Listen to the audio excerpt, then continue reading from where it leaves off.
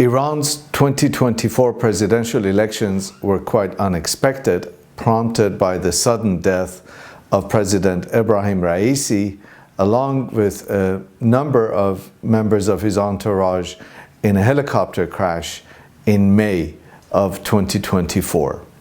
The speed with which these elections were held and the relatively smooth transfer of power demonstrate the Islamic Republic's capability to engage in crisis management.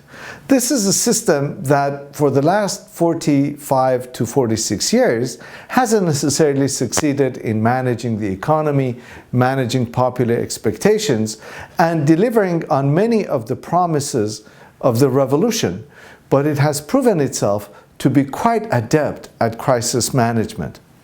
The elections were held in 2 rounds, the second time in the life of the Islamic Republic when presidential elections have gone to a second ballot, the first time being in 2005 between President Ahmadinejad and former President Hashemi Rafsanjani. For this election, in the first round, we saw historically low turnout of just below 40%. Previously, in 2021, when Raisi was elected, the participation rate was inflated by most accounts to approximately 48%. But this time, in the first round, it was even below 40%. In the first round, we saw 4 candidates: the Speaker of Iran's Parliament, Mohammad Baqir Ghalibaf, former cabinet minister and parliamentarian Pur Mohammadi, and of course we had Saeed Jalili, former chief nuclear negotiator, and Mas'ud Pezeshkian, a former health minister and longtime parliamentarian. For the second round, only Pezeshkian and Jalili garnered enough votes in order to be able to take part in the second round. By all expectations, Jalili had the support of the right wing of the Islamic Republic, the so-called principalists, whose primary motto was going back to the principles of the Islamic Revolution, ensuring that Iran can resist pressure from the United States and the European Union, and firm believers in the futility of negotiations with the United States and with the West in general. Pezeshkian, on the other hand, was an advocate of negotiations with the West.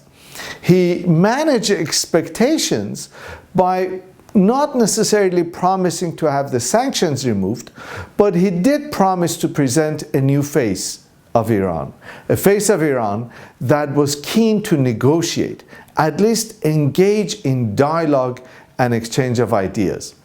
For the second round, 53% of the electorate voted for Pezeshkian. Jalili's vote was not nearly anywhere close, but still he was able to get 13 million Iranians, a substantive portion of the electorate, to vote for him. What can we expect from a Pezeshkian presidency? Pezeshkian's presidency is likely to bring to the fore many personalities in Iran, in Iranian politics, who have taken a backseat for the last decade or so. Many people who were affiliated with the presidency and the cabinet of Hashemi Rafsanjani, and also with former President Rouhani. For example, the former communications minister, Azari Jahromi, known in Iran as the so-called young minister, he has made a comeback, having fully supported Pezeshkian's campaign. Interestingly, Zarif, former foreign minister, who was renowned for having negotiated the nuclear deal in 2015, also fully supported Pezeshkian and is widely expected to become once again the country's foreign minister. It would be interesting to see if Pezeshkian is able to appoint one or more women to the cabinet.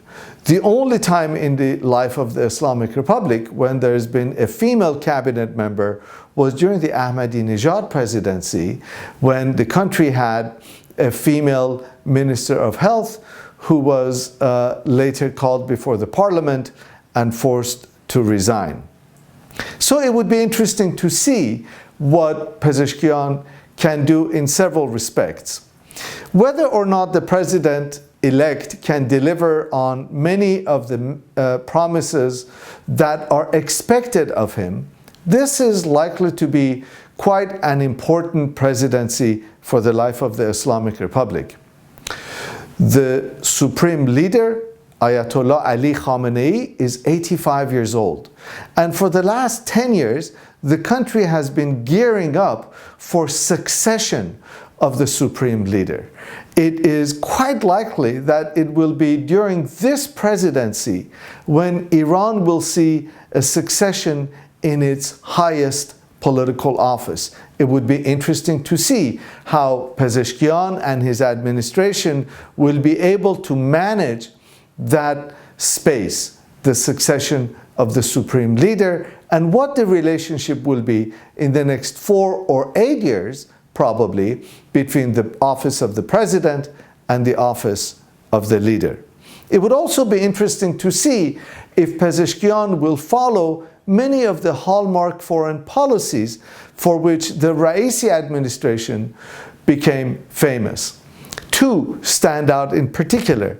First and foremost, the so-called good neighborly relations, which saw improvements in March of 2023 between Iran and Saudi Arabia, and the so-called Look East policy, which drew Iran closer to China, Russia, India, and countries in Latin America during the Ra'isi presidency. Both of these policies, it should be mentioned, both the Look East policy and the good neighborly policy had been in practice in Iran for some time, but Ra'isi formalized them. And it'd be interesting to see what Pezeshkian will pursue in relation to these 2 foreign policy pillars for which Ra'isi was known. As we know, the United States itself is in the midst of a bitterly fought presidential contest, and there's tremendous pressure currently on the incumbent president, Joe Biden, not to run for re-election because of his age and his mental acuity. So it would be interesting to see if Biden is re-elected, how the United States would deal with Iran under Pezeshkian presidency, or if Trump, who unilaterally pulled out of the nuclear accord in 2018, how he, if elected, would deal with a Pezeshkian presidency. It would also be interesting to see if the European Union will finally gather enough courage to step out of America's shadow, or if, as in the past, it would continue to follow America's lead in whatever policies the United States follows towards Iran. In sum, we're in for an interesting time in Iran, in the region, and beyond. It would be interesting to see what the next 4 or possibly 8 years hold for Iran and for Iran's friends and foes alike.